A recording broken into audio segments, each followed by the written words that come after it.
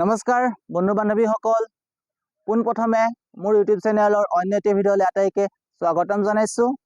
আজি ভিডিঅ'টো বনালোঁ এইটো কাৰণে,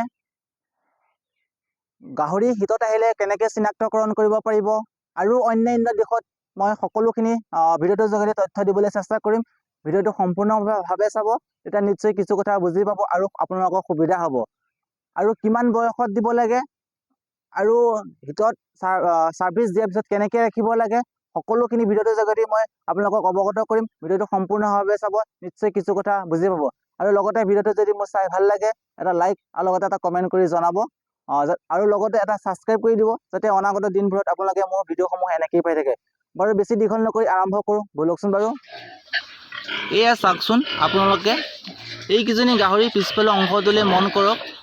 সিহঁতৰ প্ৰস্ৰাৱ কৰাৰ দুৱাৰখন পিংক কালাৰ হৈ আহিছে আৰু লগতে ফুলি আছে, আৰু এই দুইজনী গাহৰিয়ে হিতত আহি আছে। সেইকাৰণে মই ভালকৈ দেখাবলৈ চেষ্টা কৰিছোঁ, চাই থাকক ভিডিঅ'টো।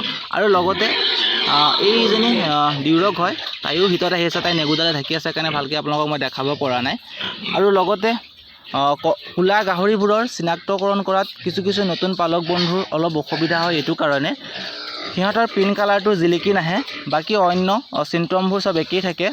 আৰু এইজনী গাহৰিলৈ আপোনালোকে মন কৰক, দেখিছে তাই ইফালে সিফালে চাই আছে আৰু কাণ মূৰবোৰ থিয় কৰি আছে, তেনেকুৱাবোৰ চিমটম আহে। আৰু লগতে কিছু গাহৰিয়ে দানা খাবলৈ মন নকৰে, তেনেকুৱাবোৰ চিমটম আহিলে আপোনালোকে গম পাব যেন গাহৰিজনী হিতত আহিছে বুলি।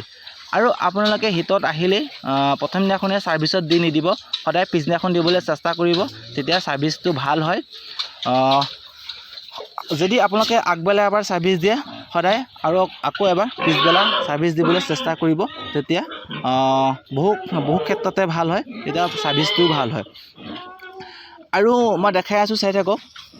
এইকেইজনী দেখিছে, এইকেইজনী নতুন চেউৰী হয়, সিহঁত 1 নম্বৰ বাৰৰ হিতত আহিছিল, আকৌ নেক্সট 2 নম্বৰ বাৰৰ হিতত আহিছে। সদায় গাহৰিবোৰক আপোনালোকে ছাৰ্ভিচ দিওঁতে 90 কেজি প্লাছত ছাৰ্ভিচ দিব, তেতিয়া গাহৰিজনী পোৱালি দিয়াৰ পিছতো ধুনীয়া সুস্বাস্থ্য হৈ থাকে।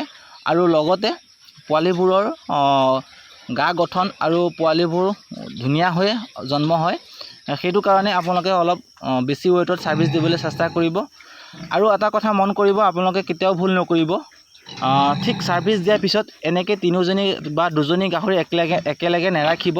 যদি একেলগে ৰখা হয় তেতিয়াহ'লে পোৱালিবোৰ মৰাত চান্স থাকে। এইটো কাৰণে মৰিব, যেতিয়া দানা খাব সময় হ'ব, সিহঁতে সদায় খুন্দি কৰে, তেতিয়া পোৱালিবোৰে বহু কষ্ট পায়, তেতিয়া পোৱালিবোৰ মৰাৰ চান্স থাকে। আৰু লগতে 2-3জনী একেলগে থাকিলে অলপ ফূৰ্তি কৰে, তেতিয়াও বহু কষ্ট পায় গাহৰিবোৰে। আৰু এই দেখিছেনে, এইকেইজনী গাহৰি মই এনেকৈ ছাৰ্ভিচ দিছোঁ। আৰু সদায় গাহৰিবোৰৰ সমান প্ৰাপ্ত বয়সৰ হ'ব লাগে মতাটো ছাৰ্ভিচ দিওঁতে, তেতিয়া গাহৰিজনীয়ে বহুত কষ্ট কম পায়। আৰু ছাৰ্ভিচ দিয়াৰ পিছত গাহৰিজনীৰ প্ৰস্ৰাৱ কৰাৰ দ্বাৰা দি কেনেকুৱা বস্তু ওলায় মই সেয়াও দেখাম, চাই থাকক ভিডিঅ'টো। দেখাই আছোঁ, এয়া চাওকচোন আপোনালোকে মন কৰিছেনে, পকাৰ মজিয়াখনত বগা মমৰ টুকুৰাৰ দৰে ওলাই পৰি আছে। ঠিক এনেকৈ ছাৰ্ভিচ দিয়া 10-15 মিনিটৰ পিছতে এনেকৈ মমৰ টুকুৰাৰ দৰে ওলাই পৰিব, তেতিয়া আপোনালোকে গম পাব যেন গাহৰিজনী সম্পূৰ্ণভাৱে ছাৰ্ভিচ হৈছে। আৰু ভিডিঅ'টো বেছি দীঘল নকৰোঁ, বন্ধুবৰ্গৰ মাজত শ্বেয়াৰ কৰি দিব, যাতে অন্য পালক বন্ধুসকলেও এনেকৈ শিকিবলৈ বা কামবোৰ বুজিবলৈ সুবিধা হয়। সদুশেষত এটা কথাই কওঁ, গাহৰি পালক জয় হওক।